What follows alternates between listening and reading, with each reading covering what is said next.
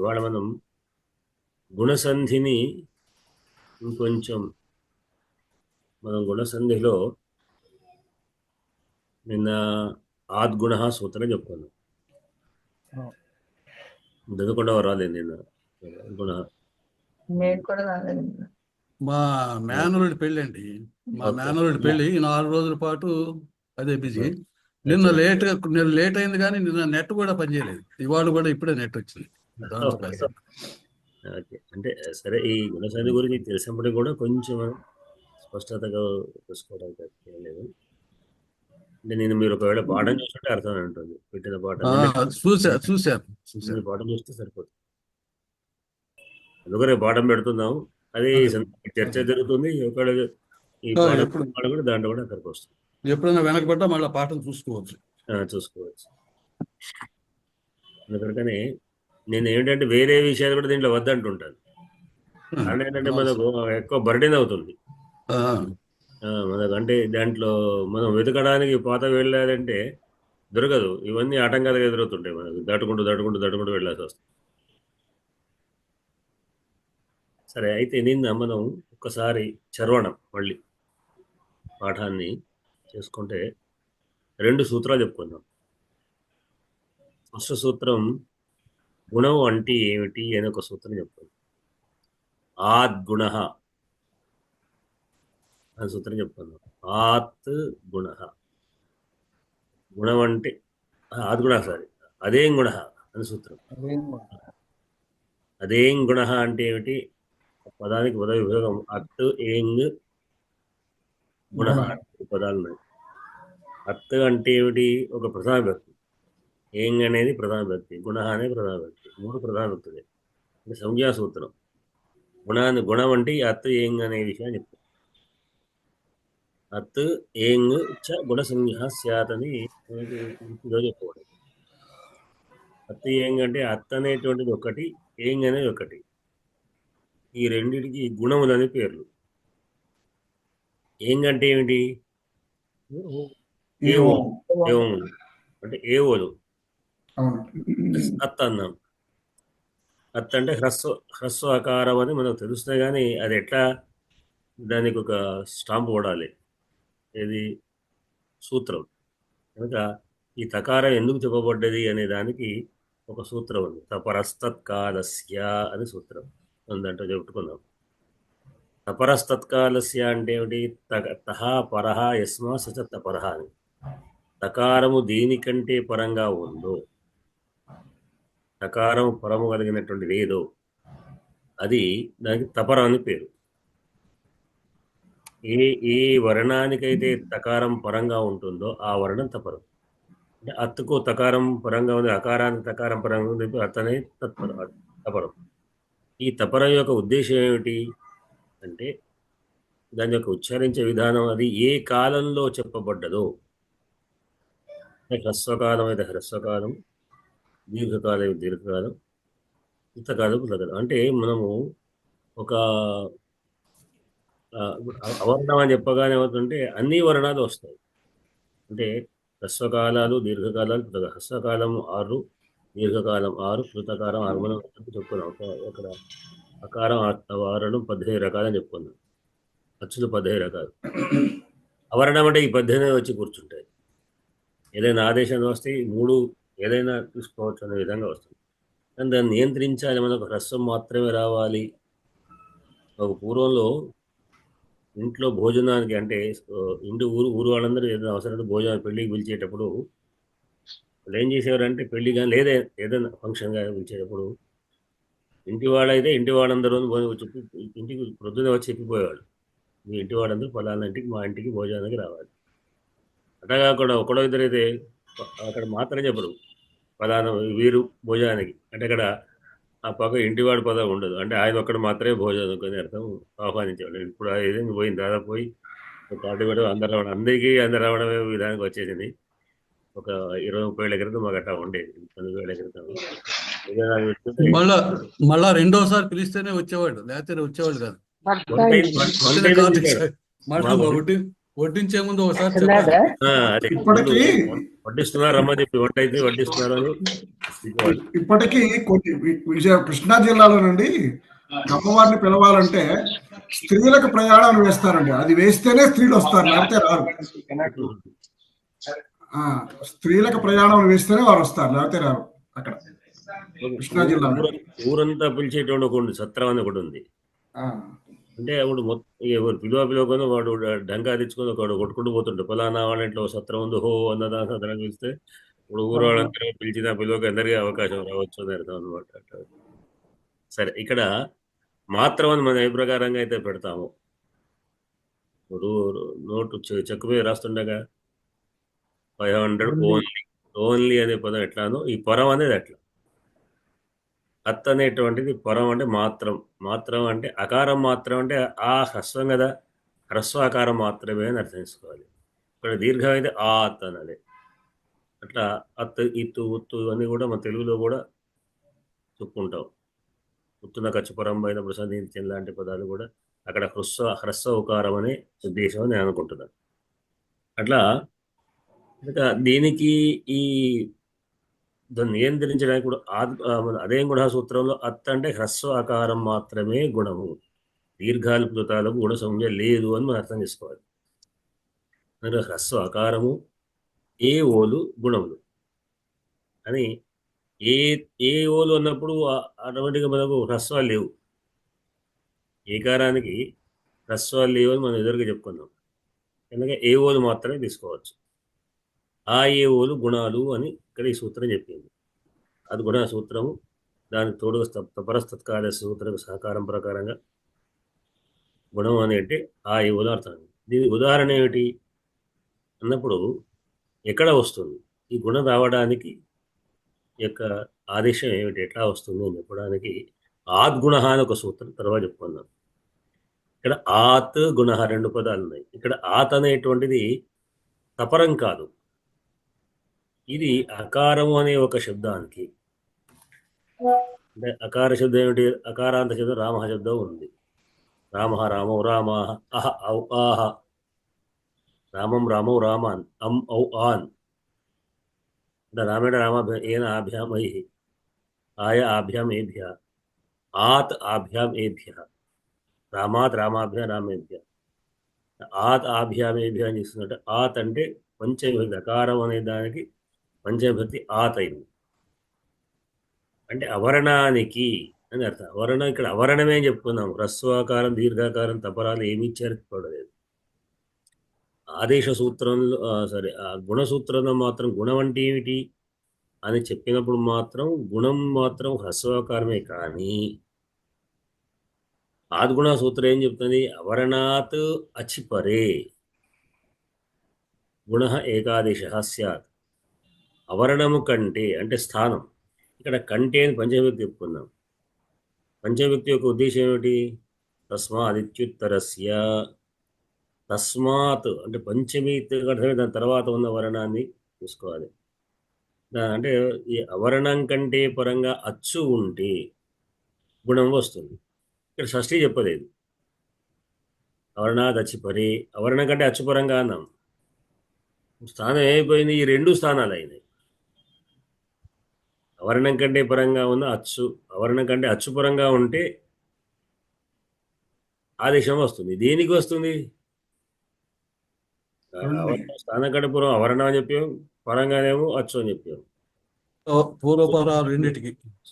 కనుక అప్పుడు దీని ఉద్దేశం ఏంటంటే పూర్వపరయో రూప ఏకాదేశం, అంటే ఈ ఏవైతే పూర్వం అని చెప్పామో దానికి పరం అని చెప్పింది, రెండింటికి కలిపి వస్తున్నది, కలిపి ఒక్కటే ఆదేశంగా వస్తున్నది. అంటే ఏకాదేశం అనే దానికి రెండింటి స్థానములో పూర్వము పరము అలాగా వస్తుందన్నమాట. అంటే ఈ పూర్వంగా ఏది చెప్పుకున్నా అవర్ణ చెప్పుకున్నాం కదా, అవర్ణ యొక్క స్థానంలోను పరంగా అచ్చు అంటే అచ్చు స్థానం, ఈ రెండింటి స్థానంలో రెండింటిని తీసివేసి ఆదేశం శత్రువత్ ఆదేశం వస్తున్నది. ఏం వస్తుంది, గుణం వస్తుంది. మళ్ళీ బాగా గమనించుకోవాలంటే గుణం వేరు స్థానం వేరు. ఎందుకంటే అవర్ణాత్ అన్నప్పుడు ఇక్కడ అవర్ణం ఏం చెప్పాం కానీ హ్రస్వాకారం చెప్పలేదు, కింద స్థానం. అవర్ణం కంటే పరంగా అన్నప్పుడు ఆ హ్రస్వం ఉండవచ్చు, దీర్ఘం ఉండవచ్చు, ప్లుతం ఉండవచ్చు, ఏదైనా ఉండవచ్చు. దానికంటే పరంగా అచ్చు ఉన్నప్పుడు ఈ కింద ఉన్నటువంటి అవర్ణ అచ్చులు తీసివేసి వచ్చే గుణం ఏమిటి? ఆద్గుణ, హ్రస్వాకారం. అదే గుణ. రస్వ అకారము ఏ ఓలు మాత్రం ఏవోలు హ్రస్వాకారం రెండింటినీ ఏవోలు. ఒకటి ఆదేశం వస్తుంది అవును. అని చెప్పకూడదు. కనుక ఉదాహరణ ఏమిటి? ఉపా ప్లస్ ఇంద్ర అనే చోట వాలోని పకారోత్తరవర్తి అకార రూప అకారం. అకారం అవర్ణ వర్ణం.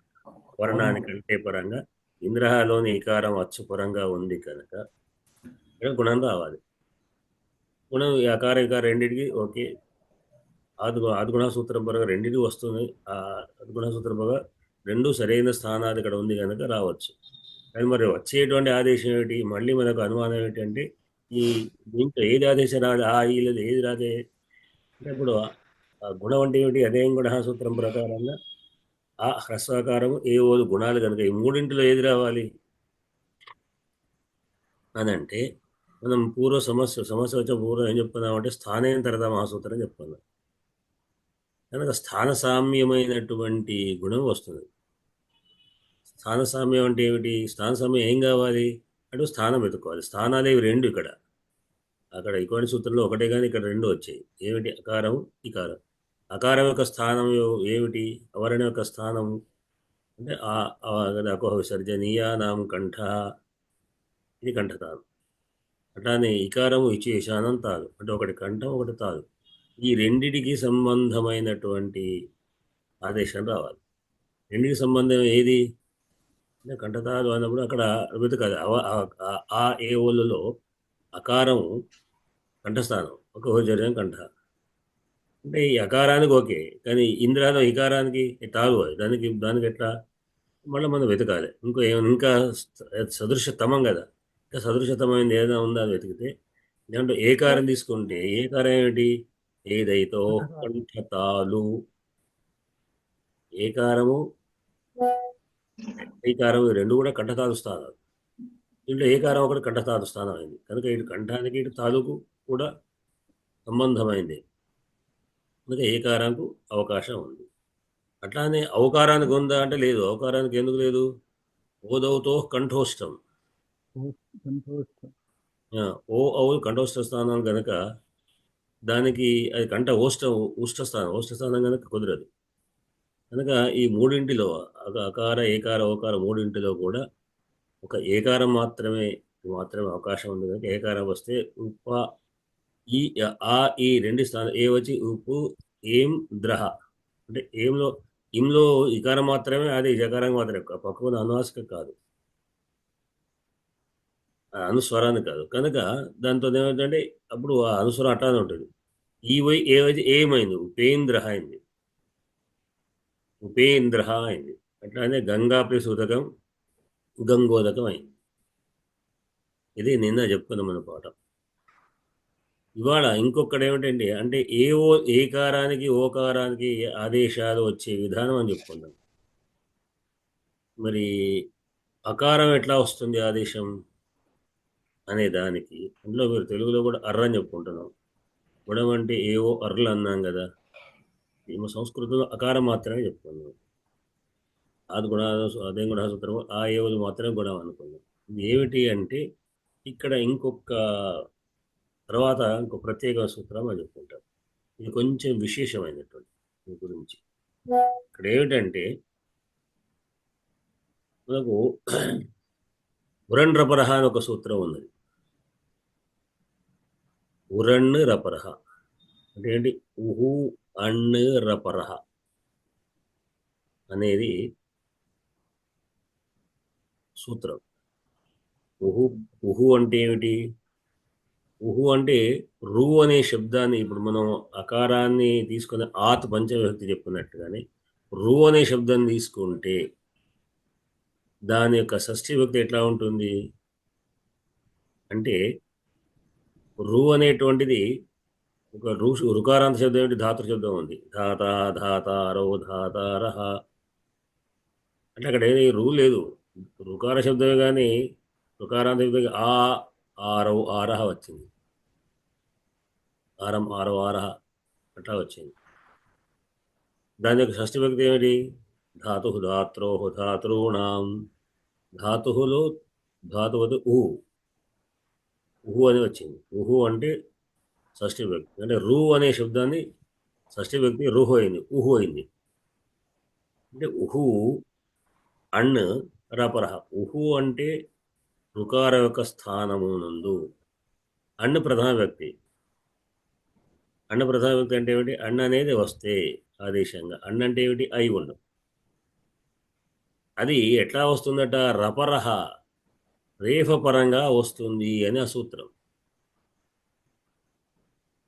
అంటే కేవలం అకారం అంటే రుకారం మీద రుకారం మీద వచ్చేటువంటి ఏదైనా ఆదేశం ఉంటే, రుకారం మీద వచ్చే ఆదేశం అది ఆ అన్ను వచ్చేటువంటి ఆయి కానీ ఈ కానీ ఊ కానీ వస్తే అది కేవలం సింగిల్గా రాదు, విడిగా రాదు. దాని పక్క రకారం అంటే అర్రు, రూ మీద వస్తే అర్రు, ఇర్రు, ఉర్రు. ఇది జనరల్ సూత్రం. ఇది గుణం కొరకనే కాదు, అది గుణం కావచ్చు, ఇంకేదైనా కావచ్చు, ఎక్కడైనా కావచ్చు. వచ్చినప్పుడు పక్కకు అన్న అయితే మాత్రం వచ్చే అన్న ఆదేశం వస్తే అది అర్ర ఇర్రు ఉర్రుగా వస్తుంది అని ఒక సాధారణ సూత్రం చెప్తారు. అంటే ఏ సంధికైనా ఈ నియమం అనువర్తిస్తుంది. అది ఇక్కడ మనం గుర్తు చేసుకుంటాం అన్నమాట. ఎట్లా అంటే కృష్ణా ప్లస్ రుద్ధి అని ఒకటి ఉంది. కృష్ణాలోని షకార నకారోత్తర వర్తి అకారం, దానికి రుద్ధి అనేటువంటి రుకారం పరంగా ఉంది. ఇప్పుడు మనం ఆద్గుణ సూత్రం ప్రకారం వర్ణాద్ అచ్చిపరే, అకారము కంటే అచ్చు పరంగా ఉంది గనక, వృద్ధిలో రుకారం పరంగా ఉంది కనుక ఆ రు స్థానం రుకారం అచ్చు కదా, కనుక ఆద్గుణ సూత్రం ప్రకారంగా ఇక్కడ గుణం రావచ్చు. గుణం అనుకుంటే మనం ఏం చెప్పుకున్నాం? అదే గుణ సూత్రం ప్రకారం ఆ ఏ ఊలు గుణాలు. ఆ ఏ ఊలు గుణాల్లో ఏది రావాలి అన్నప్పుడు అకారము కంఠస్థానం, రుకారం ఏమిటి? రుటు రషాణ మూర్ధ అని చెప్పుకున్నాం. అన్నప్పుడు ఇక్కడ దీంట్లో అకారము, ఏకారం, ఓకారాలలో ఈ అకారం కంఠం అన్నిటికీ వచ్చింది, ఆ ఏవులకు వచ్చింది. రుకారంకు సంబంధించి మాత్రం ఏది లేదు. కనుక ఒక అవర్ణాన్ని మాత్రం మనం తీసుకోవచ్చు. అదొకటి మాత్రమే ఆవరణకు సంబంధించి, రుకారం లేదా కనుక తీసుకుంటే అకారం వస్తుంది. కృష్ణలో అకారము ప్లస్ రుకారం, ఆ రు అనే రెండింటి స్థానములో అవర్ణం వస్తున్నది. వచ్చినప్పుడు ఇక్కడ రుకారం పైన కూడా వస్తున్నది కదా, అకార స్థానంలోను రుకార స్థానంలోనూ కూడా వస్తున్నది కనుక ఇక్కడ ఉరండ్రప సూత్రం చెప్తుంది రుకారం మీద వచ్చేటప్పుడు మాత్రము అర్ర రేఫ రఫరమై రావాలి అని సూత్రం చెప్తుంది. కనుక కృష్ణులు ఆ ఈ రెండు తీసేసి అర్రు వస్తే కృష్ణర్ ధిహి అవుతుంది. రుధిలో రు తీసేసి ధి, కృష్ణర్ధిహి అని ఒక సిద్ధింది. ఇక్కడ ఈ ఉరండ్రపరహ సూత్రం సరే ఇక్కడి వరకు అయితే ఈ కృష్ణార్థి అయిపోయింది. దీంట్లో ఏమైనా మీకు అనుమానం ఉంటే ఒకసారి అడగండి మీరు ఏమైనా. దీంట్లో ఇంకొంచెం విశేషాలు మనం ముందు చెప్పుకోబోతాం. ఇక్కడి వరకు అయితే దీని గురించి కృష్ణార్థి రూపాన్ని అర్ర ఎట్లా వస్తుందో చెప్పారు. ఏమైనా అనుమానం ఉంటే అడిగితే ఆ అనుమానం క్లియర్ చేసుకున్నాక ముందుకు పోదాం. మీకు ఏమైనా అనుమానాలు ఉన్నాయా? అర్థమైందా? అర్థం కాలేదా? బాగా అభ్యాసం. ఇప్పుడు ఇలాగే ఈ దేవర్షి, మహర్షి ఇవి అవును చాలా అవును ప్రసిద్ధమైన ఉదాహరణలు. అవును, దేవర్షి మహర్షి అంతే కూడా. అవును, పట్టుబడి చెప్తారా? అంతే కదా, చెప్తాను. అది అనుమానం ఉందా? అంతేనా? నాకు తపరం గురించి ఒక్కసారి చెప్పండి. తపరం అంటే తపరం తపరం. అవునండి, ఒకసారి చెప్తాను. తపరం ఎక్కడ? అక్కడ అత్తు. అవును, అక్కడే అత్తు అనే తపరం చేర్చుకోవాలి అంటే మనం మొదటి ఆద్గుణ సూత్రం చెప్పుకున్నప్పుడు, ఆద్గుణ కాదు అదే గుణ సూత్రం చెప్పినప్పుడు తపరం చెప్పాను. తపరం అంటే ఏమిటి? తకారాన్ని పక్కకు చేరుస్తున్నాం. ఏ వర్ణానికైతే తకారము చేర్చబడ్డదో దాని పేరు తపరం. ఆ తపరం చేర్చబడ్డ వర్ణము అచ్చుగా చేర్చబడ్డది. ఆ వర్ణ అచ్చు అది దాని ఉద్దేశం ఏమిటి అంటే అది హ్రస్వ దీర్ఘ ప్లుత. హ్రస్వకారం. హ్రస్వ దీర్ఘ ప్లుత 3 రకాల అచ్చుల్లో హ్రస్వంగా కానీ దీర్ఘంగా కానీ ప్లుతానికి కానీ ఏ కాలంకు సంబంధించిన వర్ణం ఉందో ఆ కాలం దాని కాలం అంటారు. అంటే హ్రస్వకాలం, దీర్ఘకాలం, ఏకమాత్రాకాలం, ద్విమాత్రాకాలం అని చెప్పుకున్నాం. స్త్రీ చతుర్మాత్రకారం. ఓకే. అంటే ఆ అనేది హ్రస్వకాలం అంటే ఏకమాత్రాకాలం, ఆ అనే దీర్ఘం ద్విమాత్రాకాలం, ఆ అనేటిది త్రిమాత్రాకాలం, దానికన్నా అధికం. ఎంత ఉందో అది కూడా అంతే చెప్పుకున్నాం కనుక అటువంటి ఏకమాత్రాకాలం కానీ ద్విమాత్రాకాలం కానీ త్రిమాత్రాకాలం కానీ హ్రస్వదీర్ఘపుతాలకైనటువంటి వాటికి ఈ తకారం దేనికి చేరిస్తే అది దానికి మాత్రమే లిమిట్. దాని తర్వాత ఉన్న హ్రస్వానికో ప్లుతానికో దీర్ఘానికి లేదా ప్లుతంగా మాత్రమే అట్లా హ్రస్వాకారం అంటే హ్రస్వాకారం మాత్రమే అని మనం స్పష్టంగా చెప్పడం. అంటే హ్రస్వాకారమునకు అని చెప్పకుండా పాణిని యొక్క విధానం అంతా కూడా సంజ్ఞ యొక్క కోడ్ విధానమే భాష అంతా బాగా కోడ్ అయింది. ఈ కోడ్ చేరితే ఎత్తు అని చేరితే కోడ్ తెలితే అర్థమవుతుంది అనమాట. ఇప్పుడు అన్ను అచ్చు అని కోడే అనుకుందాం మనం, మనం కూడా కోడ్లే కదా, అన్న అనే ఒక ఉందో అన్నీ వచ్చేస్తాయి. అట్లా ఈ కోడ్ విధానం మనం అట్లానే కూచుడు తూపులో చెప్పుకుందాం. ఉదిత్తులు ఇక్కడ కూడా ఉత్తు ఈత్తు, ఉదిత్తులో ఉత్తు అని చెప్పుకుందాం. ఉత్తు అంటే ఏమిటి? హ్రస్వకారం చేరుస్తున్నాం, దీర్ఘకారం చేరిస్తే ఆ అర్థం రాదు. ఇలా ఉదిత్తులో కు అన్న కు హ్రస్వకారం చేరిస్తే అప్పుడు వర్గా అని అర్థం. ఇట్లా ఆ తకారం చేర్చడం ద్వారా ఆ కాలం యొక్క అర్థాన్ని తీసుకోవాలి అని. అందుకే ఇక్కడ గుణం అంటే అవరణం అంటే అత్త అంటే హ్రస్వ ఆకారం మాత్రమే అని అర్థం. అది తపరం. ఇక్కడ రపరహ సూత్రంలో పరహనం రకారం పరంగా ఉండదు, రేఫ పరంగా ఉంటే రేఫ పరంగా ఉన్నటువంటి అన్ను వచ్చే ఆదేశం, అన్ను రేఫరం అయినప్పుడు అంటే అన్ను కేవలం సింగిల్గా రాకుండా ఆ ఈ ఊ అనేటువంటి రుకారం పైన ఆదేశంగా వస్తే రుకారం దిశ ఇచ్చే సమయంలో అది రుకారం అకారం కేవలం విడిగా రాకుండా దాని పక్కకు రపరమై వస్తుంది అని అర్రు ఎర్రు ఉర్రు అని వస్తుంది. అది ఆదేశం. ఇప్పుడు అత్ అనేది హ్రస్వం కదా, అవును. అయితే ఆ ఉన్నప్పుడు కూడా ఈ గుణసంధి వస్తుంది కదా, మహా ప్లస్ వేరు. అదే నిన్న కూడా అదే చర్చ వచ్చింది. కింద ఉన్నటువంటి స్థానానికి హ్రస్వం చెప్పలేదు, అవర్ణం మాత్రమే చెప్పదు. ఆదేశ సూత్రం ఏమిటి? ఆద్గుణ సూత్రం. ఆద్గుణ సూత్ర అవర్ణానికి అని చెప్పింది తప్పిస్తే హ్రస్వాకారం అని చెప్పలేదు. కనుక దీర్ఘమైన గంగావదకం చెప్పుకున్నాం కదా. ఇప్పుడు గంగా అయితే ఇప్పుడు గుణం అనే నిర్వచనంలోకి ఆలు రెండు వస్తాయా, ఒకటే వస్తుందా? గుణం అనే నిర్వచనానికి హ్రస్వాకారమే. మరి నిన్న కటకవారు కూడా ఇదే చర్చ జరిగింది. దీర్ఘకారం హ్రస్వాకారం అనేటువంటి విషయం వచ్చినప్పుడు అంటే వచ్చే ఆదేశాల యొక్క సంజ్ఞ వేరు, ఆదేశ స్థానం యొక్క విధానం వేరు. వచ్చే ఆదేశాలు ఏమిటి? హ్రస్వాకారం, ఇకారం, ఉకారం మాత్రమే. సరే, హ్రస్వాకారం ఏవోలు మాత్రమే, ఏవోలు గుణములు అంటే అవి ఆదేశంగా వస్తుంది, అవి వేరు, ఆ టీం వేరు. స్థానం ఏమిటి? ఇక్కడ అవరణం. అవరణం యొక్క స్థానం అన్నప్పుడు హ్రస్వం కావచ్చు, దీర్ఘం కావచ్చు, ప్లుతం కావచ్చు. ఇక్కడ అవరణం అని చెప్పాం కానీ హ్రస్వాకారం చెప్పలేదు. అందుకని గంగా ఉదకమైంది, గంగోదకమైంది. విద్యోన్మీలను ఏదో చెప్తుంటే చదువుకోవచ్చు. ఇది దాని యొక్క విధానం.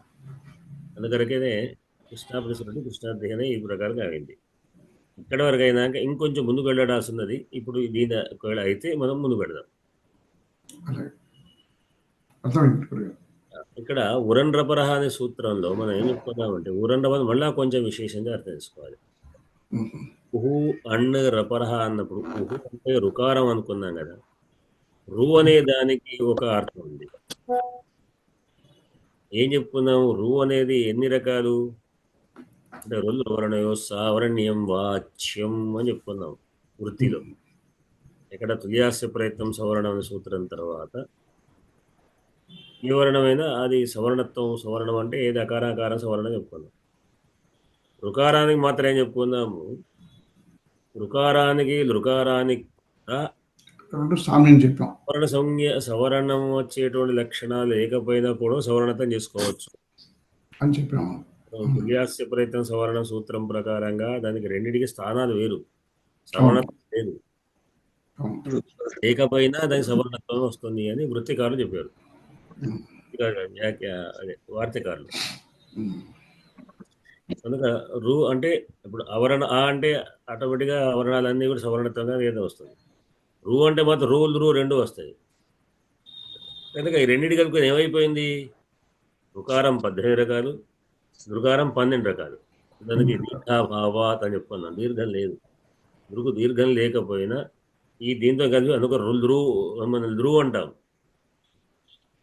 ధ్రువు అనే పదంతో ధ్రువు కలిసి వస్తుంది. అప్పుడు ధ్రువు అయితేనే దీర్ఘం వేసుకోవచ్చు. లు అని తెలుగులో పెట్టుకుంటాం, దీర్ఘం పెట్టుకుంటాం. సంస్కృతంలో సింగిల్ అయినా కూడా ధ్రువు అనేటువంటిది రుకారం వచ్చి దీర్ఘం అవుతుంది మళ్ళీ. కనుక ఇది 12 + 18 కలిసి మొత్తం 30 రకాలు. రువరణం 30 రకాలు. రువు అన్న ధ్రువు అన్న 15 రకాలు, 30 రకాలు అని అర్థం. హ్రస్వ దీర్ఘ ప్లుతాలు అని అర్థం. కనుక రు అంటే అర్థం ధ్రువు అని కూడా అర్థం చేసుకోవాలి. అంటే రువులకు భేదం లేదు అని అర్థం ఒక రకంగా చెప్పాలంటే. కనుక అది రు అంటే ధ్రువు అని కూడా ఎక్కడైనా రుకార ఆదేశం అంటే ధృకారం కూడా ఆదేశం అని వేసుకోవచ్చు. అయితే ఇంకోటి ఎప్పుడు వస్తుంది, రుకారంకుపై ఆదేశం అన్ను వచ్చినప్పుడు రపరమై రావాలి. ఇప్పుడు రా అనే పదం అనే అర్థానికి ఏమిటి, ఇక్కడ రా అంటే రేఫ అనే అర్థం కాదు. ఇక్కడ రా అనే దానికి రా అనే ప్రత్యాహారం.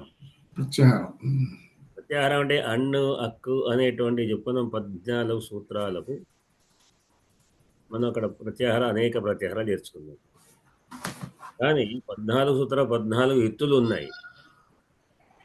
అక్కడ ఇంకొక వర్ణం కూడా మనం చెప్పుకున్నాం మనం, ఎందుకంటే అక్కడ విషయాన్ని ఇక్కడ మర్చిపోతాం. అక్కడ ఏమన్నాం, చివరి గీత మహేశ్వర సూత్రాన్ని అనాసంఖ్యార్థాన్ని అన్నప్పుడు అక్కడ లవరణం కూడా, ఇత్తులో లవరణం కూడా లకారోత్తరవర్తి అకారం కూడా ఇస్తున్నారు. ఇది లండులో అకారం. లన్నులో అకారం అంటే మిగతావన్నీ అంటే కారాదిశ్వకార ఉచ్చారణార్థ లన్ మధ్య సంజ్ఞక అని మనం ఆనాడు చెప్పుకున్నాం. అంటే అక్కడ ఏం చెప్పుకున్నామంటే ఆ పాఠం కోసం మనం గుర్తు చేసుకుంటే ఐవన్నోరందరూ ఏవం అయౌచ్ అని చెప్పుకున్నప్పుడు హయ వరటలో హాలో హు తర్వాత ఆ ఉంది. ఇట్లా ప్రతి దాంట్లో కూడా హల్లులో ఉన్న ప్రతి హల్లు పక్కకు ఒక అచ్చు ఉంది, అవర్ణం ఉంది, అచ్చు అవర్ణం. ఈ అవర్ణ కేవలం ఉచ్చారణార్థ సౌలభ్యం కొరకే వర్తిస్తే ఆదేశం తీసుకోకూడదు అని చెప్పుకున్నాం. మనం ఇటువంటిప్పుడు కూడా ఆ విషయం చెప్పుకున్నాం. జనాదేశం అంటే యా అంటే యకారోత్తర అకారం రాదు, అంటే హు అను. ఇట్లా ప్రతి హల్లులో ఉన్న ప్రతి వర్ణానికి ఉన్నటువంటి అవర్ణము అది కేవలం ఉచ్చారణ సౌలభ్యం కొరకు మాత్రమే. కానీ లన్ను మధ్యలో లన్ అనే ఏదైతే సూత్రం ఉందో మహేశ్వర సూత్రంలో అయ్యవరట లన్ అన్నప్పుడు లాలో అకారం ఉంది, అది అకారం మాత్రమే ఇత్తు అన్నాం. ఇత్ అంటే ఏమిటి, మనం 5 రోజులు ప్రతి సూత్రం కూర్చున్న హల్లు ఏదైనా అవన్నీ ఇత్తులే. 5 నకారం, ఏవంగులో చుక్కారం, ఇవన్నీ రుద్రుకారం, ఏవంగకారం, చకారం అన్నీ కూడా ఇత్తులే. 14 సూత్రాలు వాటి చివరగా ఉన్నటువంటి ఏవైతే అవన్నీ ఇత్తులు. కానీ ఆ 14తో పాటు లన్నులోకారం కూడా ఇత్తు అంటే ఏమైంది, ఇప్పుడు ఇత్తు అయితే కాకుండా మనకు నష్టం ఏంది అంటే ఇత్తుతోని మనం ప్రత్యాహారం చేసుకోవచ్చు. ఎట్లా అయితే అన్ను అచ్చు అక్కు హల్లు అని చేసుకుంటున్నాము, ఆ వాటితో పాటు ఈ అకారం కూడా చేసుకోవచ్చు. ఎట్లా చేసుకున్నాం అంటే అయ్యవరటలో అని రేఖ ఉందో రకారం మొదలుకొని లన్నులోని అకారం వరకు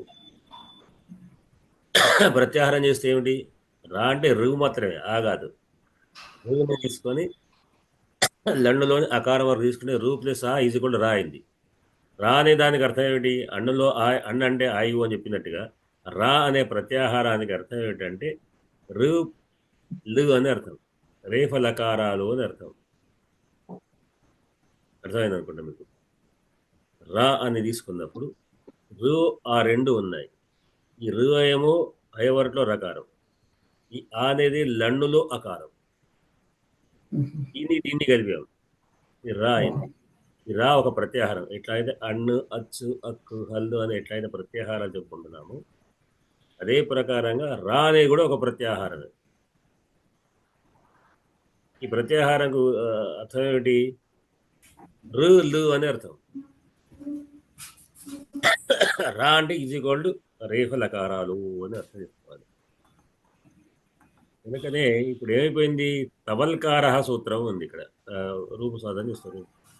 తవ లృకార,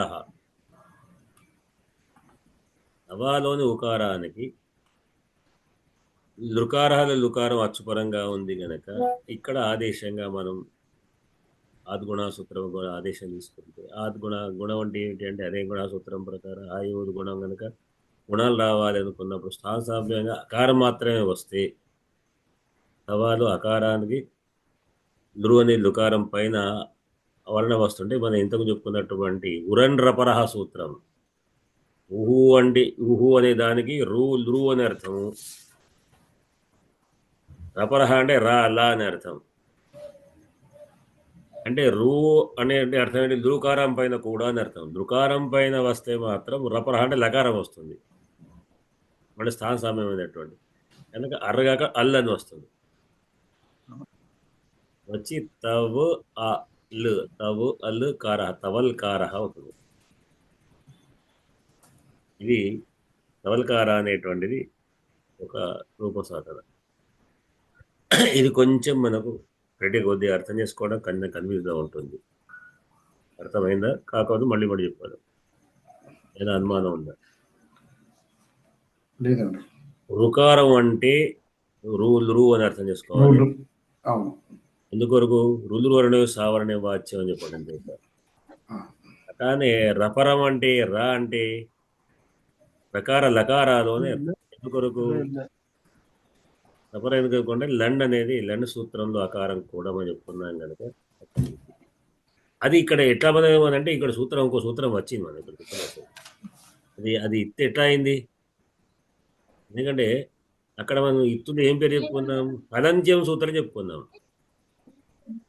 అలంత్యం సూత్రం ప్రకారంగా ఆ సూత్రాలు హైవణురుదుర్కు అనే సూత్రాల్లో ఉన్నట్టు ప్రతి హల్లు ఇత్తు అని చెప్పుకున్నాం. అంటే సూత్రం ముద్ర ఉంది. మరి లండు సూత్రంలో అకారానికి ఇక్కడ ముద్ర ఉంది. ఇది అకారం ఎత్తే ఎట్లా అయింది అని అంటే ఉపదేశే జనునాసిక అని సూత్రం ఇవ్వాలి సూత్రంలో ఉంది. ఉపదేశే అచ్ అనునాసిక ఇత్ ఉపదేశమైనటువంటి ఉపదేశం అంటే ఈ చర్చ దీంట్లో మనకు ఏదైతే పాఠంలో చెప్పారు వ్యాకరణం.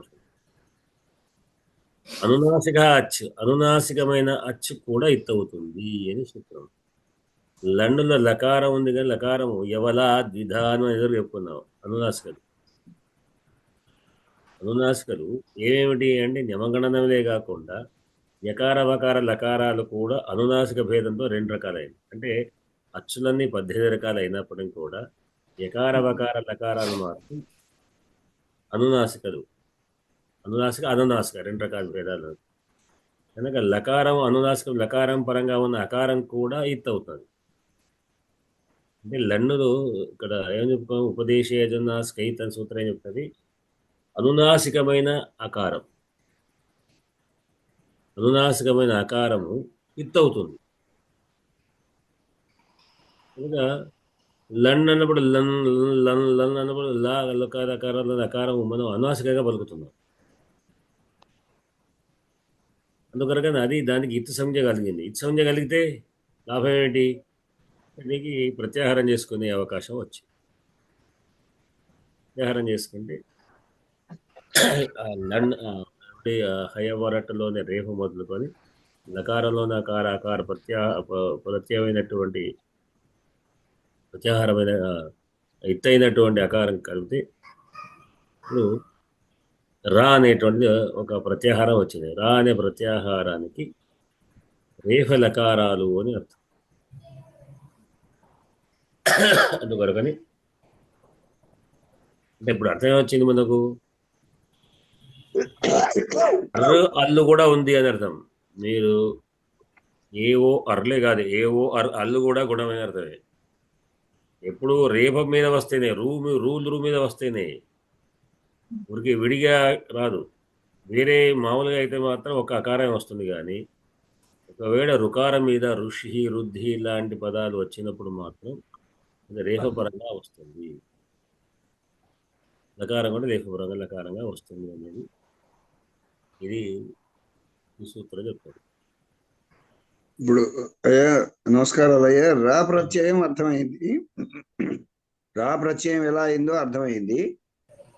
అయితే ఉపదేశే అనునాసిక అచ్ ఇత్తు అవుతుంది అనే దానికి జబండ్లో భా ఎందుకు కాదు ఇత్తు? జబండ్లో భాకు కూడా ఆకారం ఉంది కదా, అక్కడ కూడా అనునాసిక ఉంది కదా పక్కన. అవును. లకారం తర్వాత పరంగా యకారం దానికంటే పరం అని చెప్పడం లేదు. లన్నులో నకారం ఉందని చెప్పడం, లకారం ఉన్నందుకు అని చెప్పడం లేదు.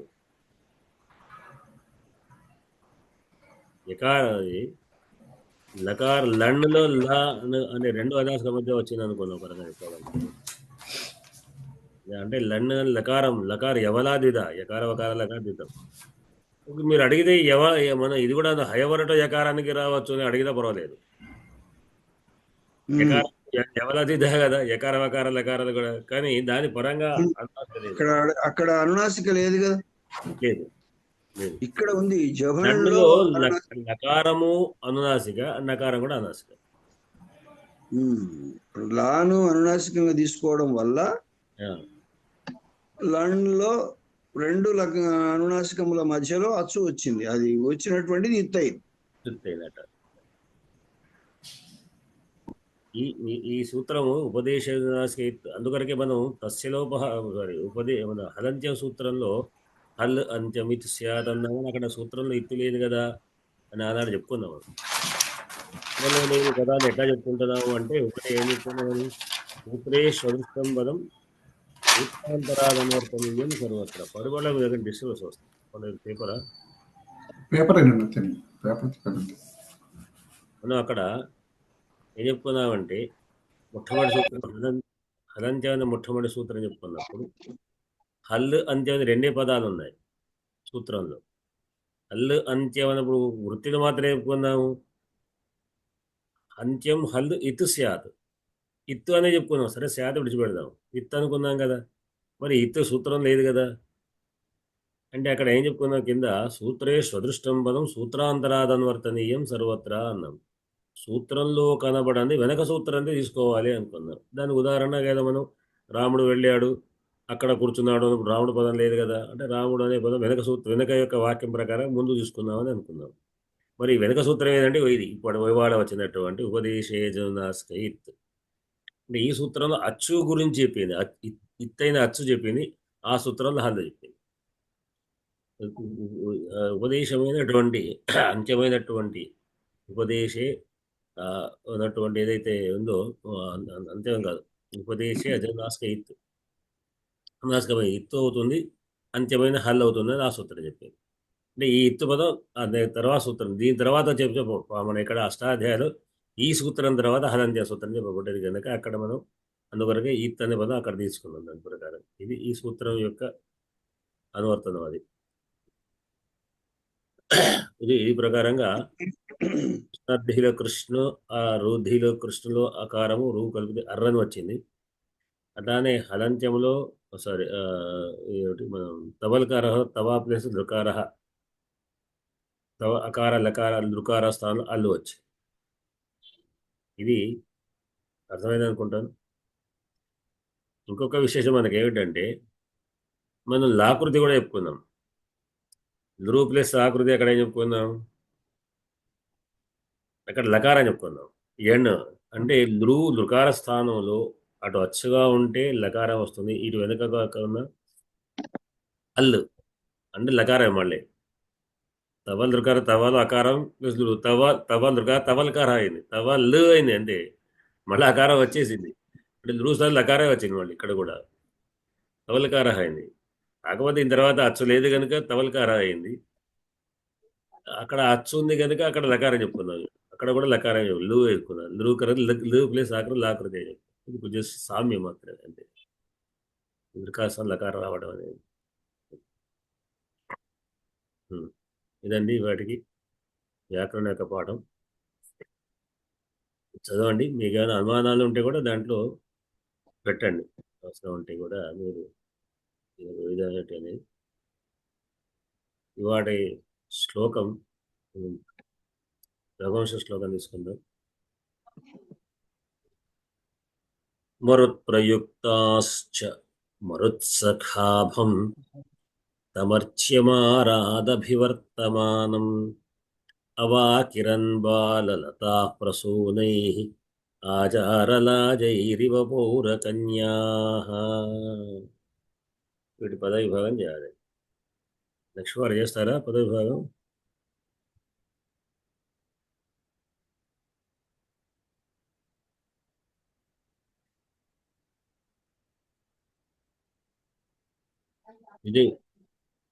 విజయ్ గారు చేస్తారా?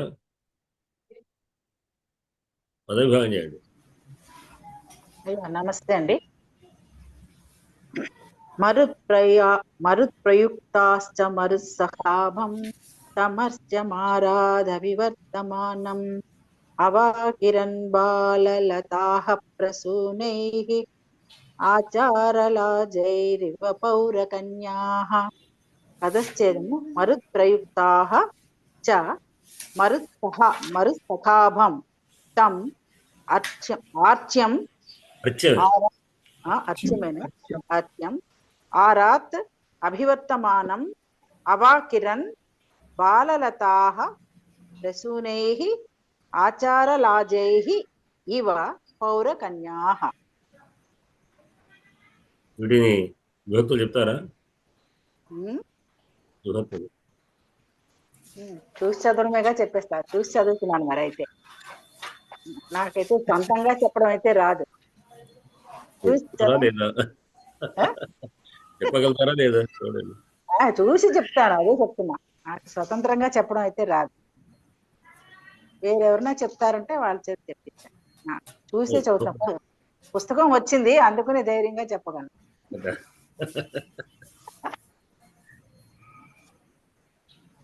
అజయ్ గారు చెప్పండి.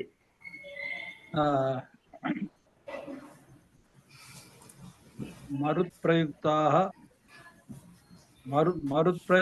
మరుత్ప్రయుక్తే మరుత్ప్రయుక్తాః.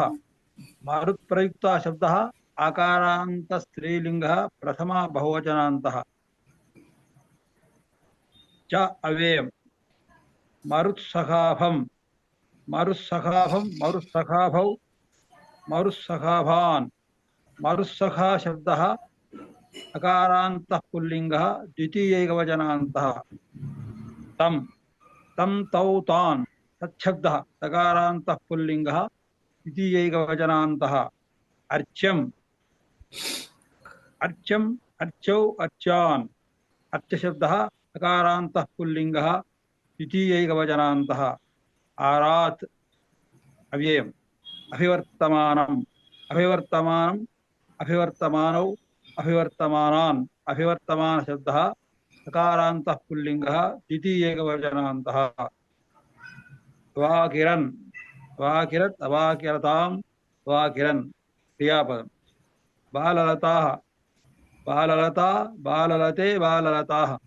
బాలలతా శబ్దः ఆకారాంత స్త్రీలింగः ప్రథమా బహువచనాంతః ప్రసూనైః. ప్రసూనేన ప్రసూనాభ్యాం ప్రసూనైః. ప్రసూన శబ్దः అకారాంత నపుంసకలింగः తృతీయా బహువచనాంతః ఆచారలాజైః. అకారాంతః పుల్లింగో నిత్య బహువచనే తృతీయా బహువచనాంతః ఇవ అవ్యయం. పౌరకన్యాః. పౌరకన్యే పౌరకన్యాః. పౌరకన్యా శబ్ద ఆకారాంత స్త్రీలింగः ప్రథమ బహువచనాంతః. దీంట్లో ధాతు క్రియాపదం అవాకిరన్. వాకిరన్ అనేటువంటి ధాతు. పులి అనే ధాతువు విక్షేపే అని ధాతు. విక్షేపం శ్రవణ వెదజల్లడం. దానికి అవా అనేటువంటి ఒక ఉపసర్గ ఉంది. ఇది అవాకిరణ్ అనేటువంటి ఏం పొందాం, లంగ్ లకారం. ఆకిరత్ ఆకిరణ్ ఆకిరంత ఆకిరంత ప్రథమ పురుష బహువచనం. ఆకిరణ్ లంగ్లోని ప్రథమ బహువచనం. ప్రథమ పురుష బహువచనం. ఆల్రెడీ ఉంది కదా కిరణ్, కిరణ్ ప్లస్ అకిరణ్ అవాకిరణ్. వెదజల్లినవి అని అర్థం. వెదజల్లినారు, వెదజల్లినవి ఎవరు అని క్రియాపదం. మనం ప్రథమ వ్యక్తి పదం తీసుకోవాలి. ప్రథమ వ్యక్తి పదాలు ఎన్ని ఉన్నాయి అని వెతికితే ఏమేమి ఉన్నాయి? మరుత్ప్రయుక్తాః. మరుప్రయుక్త ఒకటి, బాలలతాః. రెండు, పౌరకన్యాః. ఇవన్నీ కూడా స్త్రీలింగ శబ్దాలే. లింగాలు ప్రథమ బహువచనాలు. దీంట్లో ఇవా ఉంది గనక ఏంటి పౌరకన్యా ఇవా అనేటువంటి ఉపమానంతో వెళ్ళిపోయినది. దీనికి బాలలత అనేదేమో అసలు విశేష పదం. బాలలతా అవాకిరణ్ కథమివ పౌరకన్యా ఇవ. పౌరకన్యల వలె బాలలతలు అవాకిరణ్. బాలలతలు అంటే లేత తీగలు. అవి ఎట్లాంటివి? పుతాహ ఏ విధంగా అంటే మరుత్ ప్రయుక్తా. మరుత్ అంటే వాయువు. వాయువు చేత ప్రయుక్తములైన కూడుకున్నవి అంటే ప్రేరేపించబడి, మరుతు చేత వాయువు చేత ప్రేరేపించబడినటువంటి బాలలతలు అవాకిరణ్ చల్లినవి. దేన్ని చల్లాయి?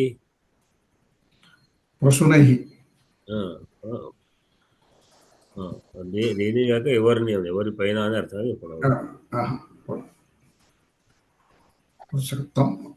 సూనై ఆచారాల చేత ఆకరణ వాదన. ఎవరిని మీద, ఎవరిని గురించి, ఎవరిని గురించి అంటే అనేది ఎవరిని గురించి అంటే తమ్. ముందు ద్వితీయ పదాలను తీసుకుందాం. ద్వితీయ పదాలు ఏమేమి ఉన్నాయి? ఏమేమి పదాలు? మరుత్సగా ఒకటి ఉంది, తర్వాత తమ్ ఒకటి, అర్చ్యం ఉంది, అభివర్తమానం. దీంట్లో మనకు అసలు విశేష పదం ఏమిటి అంటే తమ్. తమ్ ఎటువంటి వాడు అన్నప్పుడు మరుత్సఖాభం. మరుత్ అన్నప్పుడు మళ్ళా మరుతు సఖాభం. వాయుదేవుడికి మిత్రుడు. వాయువునకు మిత్రుడి వంటి వాడు, మిత్రుడి వలె ప్రకాశిస్తాడు. మానవుకు మిత్రుడైన వాడెవరు? అగ్ని. అగ్నికి వాయువుకు ఇద్దరు స్నేహితులు కనుక అగ్ని వంటి వాడు అని అర్థం. వలె ప్రకాశించేవాడు అంటే అగ్ని వలె ప్రకాశిస్తున్నవాడు అయినటువంటి తమ్. దిలీపుడికి విశేషం. దిలీపుడు విశేషం. ఇంకా ఎట్లాంటివి? దిలీపుడు కాదు, రఘుమారాజు. దిలీపుడు. సరే, అర్చ్యం. అర్చ్యం అంటే ఏమిటి? యోగ్యం. అర్చ్యం అర్చించడానికి యోగ్యమైన వాడు. మనం ఎంతలో చెప్పుకున్నాక అర్చ్య భార్యాపదం చర్చ వచ్చింది, చెప్పొయ్యక్క అనేటువంటి అది యోగ్యం అనే అర్థంలో. అర్చితం యోగ్య అంటే అర్చనటువంటి పూజనీయుడు, మరుత్సగాం వలె ఉన్నవాడు. అట్లానే ఇంకా ఎట్లాంటి వాడు? అభివర్తమానం అంటే ఎదురుగుండా వర్తమానం ఉన్నవాడు, ఎదురుగుండా వస్తున్నవాడు అన్నవాడు. అభివర్తమానం వస్తున్నటువంటి ఎక్కడి నుంచి? ఆరాధ్. ఎక్కడికంటే సమీపానికి వస్తున్నటువంటి వాడు, సమీపంలో ఉన్నవాడు. ఉన్నవాడు అర్థం వచ్చినా సమీపం వస్తున్నాడు అని అర్థం భావం. దగ్గరికి వస్తున్నాడు. ఆ వచ్చేటువంటి అతడిని మరుత్ప్రయుక్తములైనటువంటి బాలలతలు బాలతలు ప్రసూనములతో ఏ ప్రసూనాలతో వెదజల్లు. వెదజల్లుతున్నాయి. ఎట్లా అంటే పౌరకన్యా ఆచారాల పౌరకన్య కన్యాహైవ పౌరకన్యల వలె. ఎట్లా అంటే ఆచారలాజముల వలె.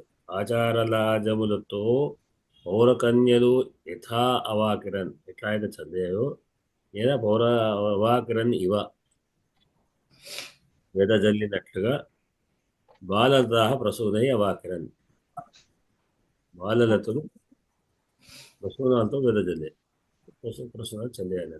అంటే సంప్రదాయం అంటే ఎవరైనా వస్తే వాళ్ళ మీద మనం పూలు తొలటం. స్వాగతాలు పలికినప్పుడు స్వాగతాలు ఏంటి పౌరకన్యలు అందరూ వరుసగా నిలబడి వచ్చేటువంటి వాళ్ళకి వెదజల్లుతారు. ఏమిటి అంటే లాజలు చదవడం విధానం ఉందట. మనం ఇప్పుడు పూలు చల్లుతుంటాం కదా, పుష్పవృష్టి పూలు చల్లడం నీళ్ళు చల్లడం అనేటువంటి అట్లా లాజములు అంటే ఏమిటి? లాజములు అంటే యజ్ఞాలు చేసేటువంటి ఏవైతే ఈ వరి ధాన్యాన్ని వడ్ల పేలాలు గురించడం ద్వారా పేలల్లాగా అవుతాయి కదా, ఆ పేలాలు అన్నమాట. వాటిని లాజలు అంటారు. అంటే పువ్వుల్లాగా తయారవు విచ్చుకుంటాయి. వాటిని చల్లడం అనే విధానం ఉన్నట్టుగా దీంట్లో మనకు తెలుస్తుంది. ఈ విధంగా వాళ్ళని స్వాగత సత్కారాలు పలికేటప్పుడు అమాఖ్యలను అడుపులు ఆచార లాజాలను ఆచారం కొరకైన లాజలు. ఆ లాజలతో పౌరకన్యలు రాజారాజు కానీ ఇంకెవరైనా కానీ వాళ్ళని పెంచే సమయంలో వస్తుంది. అందుకని ఇవి ఈ బాలలతలు పూలతోని పుష్పాలు కురిపి అంటే అవి ఆ సమయంలో గాడుపు వలన చెట్టు మీద తీగల మీద ఉన్నటువంటి పూలన్నీ ఆయన మీద పడుతున్నాయి. వస్తూ ఉంటే పూలన్నీ ఆయన మీద పడుతుంటే ఎట్లా ఉంది అంటే ఇట్లా ఉంది అని. నిన్నటి శ్లోకంలోనేమో స్వాగతం పలికే అన్నాను. ఆలోక శబ్దం వయసాం విరావై అనుకున్నాం. ముందు రాగానే స్వాగతం అని వాళ్ళంతా ఏ విధంగా అయితే అంటే వనదేవత వచ్చినటువంటి ఆయనకు స్వాగతం పలికి మీదించి పుష్పవృష్టి కురిపిస్తున్నది అని స్వాగతాన్ని పలుకుతున్నాయి, ఎదుగుతున్నాయి. అట్లా ఆ స్వాగత సత్కారాల్లో ఇది రెండో భాగం. వనదేవత చదువుతున్నది మనం అంతర్లీనమైన ధ్వని. ఎక్కడ కూడా వనదేవత చదివింది అనేది లేకుండా దాన్ని అర్థం చేసుకోవడంలో విధంగా ఉంటుంది. దీంట్లో సంధులు ఏమైనా ఉన్నాయా? ఉన్నాయి.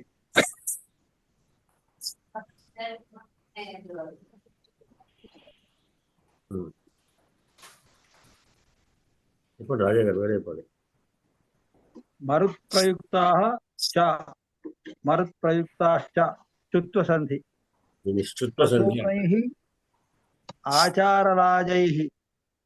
ప్రసూనైరాచారలాజై విసర్గ సంధి ఆచారలాజై ఇవ ఆచారలాజైరివ విసర్గ సంధి.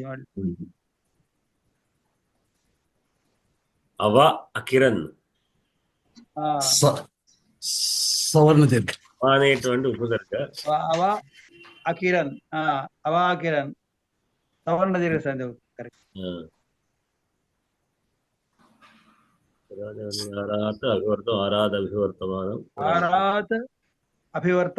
ఆరాధ అభివర్తమానం జస్త సంధి.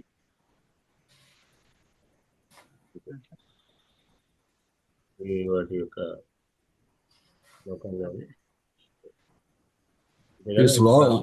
ఈ శ్లోకంలో చెట్లు ఆయన మీద వర్షించినట్టు చెప్పడంతో పాటు ఇది కూడా ఈ రెండు పదాలు కూడా చాలా అందమైన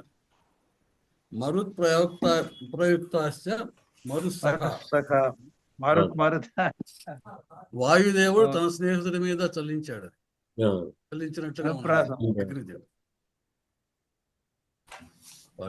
వరుణుడితో సమానం కులం. ఎందుకంటే చెట్లకు వరుణుతో సంబంధం ఉంది. వరుణుడు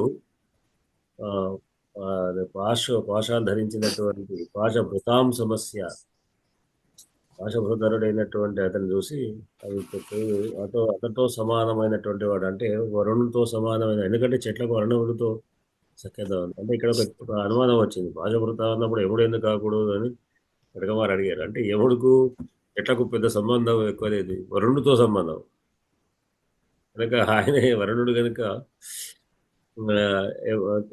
అంటే చెట్లకు అటువంటి ఆ వరుణుడు వల్లనే తమ జీవనాన్ని కనుక ఆయనతో సమానమైనటువంటి వాడు వస్తాడంటే అవి జయజిధ్వాన చేసేది అక్కడ ఒక చమత్కారం. ఇక్కడ చెప్తానంటే మీరందరిగా మరుత్ అనే వాయువు ప్రేరేపిస్తాడు, ఎందుకంటే తన స్నేహితుడిగా ఉన్నటువంటి వాడు అనే విధంగా కూడా విశేషం కూడా కనిపించిందండి నాకు. మరొక విశేషం ఏమిటంటే ఈ మరుత్సఖాభం అనడంలో ఆయన అగ్నితో సమానమైన వాడు అని చెప్తున్నాడు కదా. అగ్నిలో పేలాలు వేయడం అనేది లాజహోమం అనేటటువంటి ఒక గొప్ప హోమం. అది వివాహ సందర్భంలో కొత్త దంపతులతో చేయిస్తారు.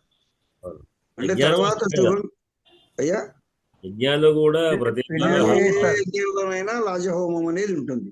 అంటే ఒక యజ్ఞము తర్వాత శుభకరమైనటువంటి పరిణామం జరగాలంటే ఈ లాజహోమం అనేది చెయ్యవలే. లాజహోమం చేయాలంటే పేలాలు ఎందులో వేయాలి? అగ్నిలోనే వేయాలి. కాబట్టి అగ్ని సభం అయినటువంటి దిలీప్ కుమారుడి పైన పేలాలు వేయడం జరిగింది అన్నాడు. ఆ పేలాలు ఎవరు వేశారు? పేలాల వంటివి, పేలాల వంటివి అన్నమాట. అక్కడ అగ్ని వంటి వాడు, ఈ పేలాల వంటివి. అది అగ్ని వంటి వాడి పైన పేలాల వంటి పూలను. మరొక విశేషం కూడా నాకేం కనబడ్డదంటే అయ్యా, ఇక్కడ మామూలుగా కిసలయములు అని వాడవచ్చు, కానీ బాలలతాహ ప్రసూనై అని వాడడంలో, ఇక్కడ పౌరకన్య అని తర్వాత ఇవ్వడంలో వాళ్ళు బాలలు అంటే అక్కడ మనం ఉపయోగించేటటువంటి వాళ్ళు బాలలను ఉపయోగిస్తాం మనం ఈ రకంగా ఇలాంటి స్వాగతాలు పలకడానికి. కాబట్టి అక్కడ బాలలతాహ అని ఉపయోగించుకోవడంలో అక్కడ బాల శబ్దం అందుకు ఉపయోగపడింది అనిపిస్తుంది. మరొక విషయం ఏమిటంటే కన్యాపదము ముగ్ధులు ప్రౌఢులు అయినటువంటి వాళ్ళు ఉండరు. కన్య అంటే వివాహ కానటువంటి, వివాహకి యోగ్యత అష్టదశావధి కనుక కేవలం 8 ఏళ్ళు 10 ఏళ్ళ లోపల ఉన్నటువంటి వాళ్ళు మాత్రమే కన్యలు. అందులో ఇంకోటి, కొమ్మకు పూలు కూడా ఆ బాలలతలకే పూలు పూస్తాయి, లేత కొమ్మలు అన్నాడు, లేత కొమ్మలు. అంతేగాని అన్ని ముదురు కొమ్మలకు పూలు పూయవు. కిసలయములకే కదా వచ్చేది మొగ్గలు పూలు. చాలా లోతుగా ఒక రచన చేసేటప్పుడు చాలా లోతైనటువంటి పదాలు. ఒక అలంకారంలో మళ్ళీ ఇంకో అలంకారానికి కూడా ఇస్తాడు. ఒక అలంకారంతో వదలడు ఆయన. అది 2-3 అలంకారాలు కలిసి అలా అంటే గొప్పనే ధ్వని ప్రధానంగా ఉంటుంది. సాభిప్రాయ ప్రయోగాలు అంటారు. ఇప్పుడు మనకి కొత్త విషయం మనకు తెలిసింది ఏమిటి అంటే, మనకు శవాల మీద పేరాలు చల్లడమే అలవాటు. ఎందుకు స్వామి? ఆ పేలాలు వేరు. అక్కడ చెప్పడంలో ఉద్దేశం ఏంటంటే, అక్కడ ఘనంగా సత్కారం చేయడం అనేది అక్కడ ఉద్దేశం కూడా. కానీ ఆ సత్కారమే మామూలుగా ఒక గొప్ప వ్యక్తి వచ్చినప్పుడు కూడా పేలాలు చల్లే ఆచారం ఉన్నది అని దీని ద్వారా తెలుస్తున్నది. అది మనం పాటించట్లేదు. అంటే పేలాలు చల్లడం అనేది ఒక శవం మీద పేలాలు చల్లుతున్నాం అంటే ఎంత గౌరవిస్తున్నామో ఇప్పుడు అర్థమవుతుంది. విశేషణాలని అది సమయ సందర్భానుకూలంగా వాడితే దాన్ని పరికర అలంకారం అంటారు. పరికరం. శివుడిని ఒకటి ప్రార్థిస్తున్నాడు అనుకోండి, ఇప్పుడు త్రినేత్రుడు నన్ను చల్లగా చూచుగాక అని రాస్తే వాడు అనుభవం లేని కవి అని అర్థం. త్రినేత్రుడు చల్లగా చూడటం అనుకోడు. చంద్రశేఖరుడు నన్ను చల్లగా చూచుగాక, గంగాధరుడు చల్లగా, చంద్రమౌళి చల్లగా చూచునుగాక, చంద్రమౌళి చల్లగా చూచునుగాక అంటే పరికరం అది. అట్లా మొత్తానికి శివుడే కదా అని త్రినేత్రుడు అక్కడ వాడితే వాడు లేని వాడు అని అర్థం. చంద్రుడు సాభిప్రాయంగా వాడినటువంటి. కొందరు శతకాలు చూస్తాను నేను, కొందరు శతకాలు చూస్తారు, అలాగే ఉంటాయి అవర్ణలు. అయ్యో, అందరూ ఒకేసారి ప్రజ్ఞావంతులు గారు కదండి, ప్రాక్టీస్ లో ఉన్నట్టు వాళ్ళు. అంటే అవి చెప్పాలి, మనకి తెలిసినప్పుడు చెప్పాలి. ఇది కాదు, ఇది వాడు బాగుంటుంది అని చెప్పాలి కదా విషయం. సరేనండి మరి వాడికి తీసుకుందామా? అయ్యో, కృతజ్ఞతలు గురువు గారు. ఈ ధన్యవాదాలు. ప్రజాభిः పరిపాలయంతాం న్యాయేన మార్గేణ మహీమహీషాः గోబ్రాహ్మణేభ్యः శుభోస్తు నిత్యం లోకాः సమస్తాः సుఖినో స్వస్తి. అందరికీ శుభరాత్రి. ధన్యవాదాలు. మరి సోమవారం గురుగారు మళ్ళీ రేపు ఎల్లుండి లేవు. అదే గృహ సోమవారం. ఆ, దర్శనం సోమవారం నివాసరం. స్వస్తి. పనిచేస్తుంది. ధన్యవాదాలు గురుగారు.